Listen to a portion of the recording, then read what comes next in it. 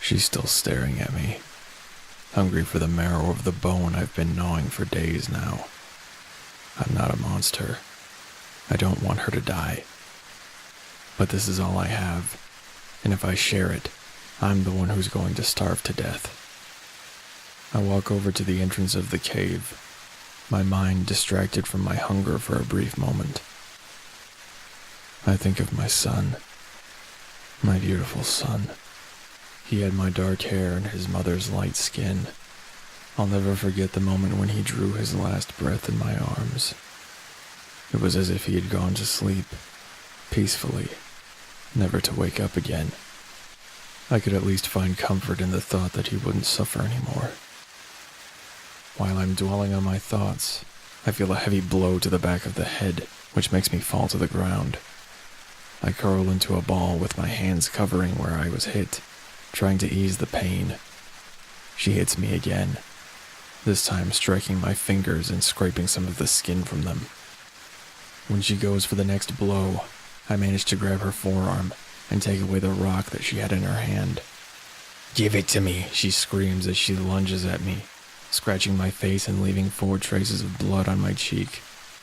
I try to grab her arms, but while I do this, she goes for my neck as a wild beast taking down its prey. While I'm trying to get away from her jaws, I trip and fall. She bites my neck, and I feel the warmth of the blood streaming from the wound. I grab her hair with one hand and manage to pull her head away from me, while with the other hand, I pick up a rock and strike her in the face. She falls down beside me.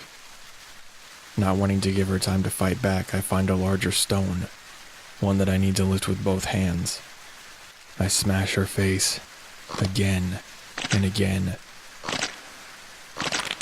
With each blow, I feel the skull fracturing more and more, until it finally cracks and bursts open, splattering her brains all over my arms, and what used to be her neck. I stare at the body for a moment, until my hunger pangs return. I take my dagger and cut her thigh, gashing the flesh in a long line. I rip a big piece, which I hastily devour.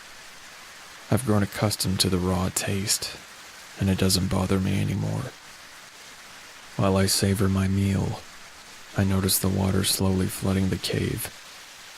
It is then that I think about the crazy man of the boat and what he said.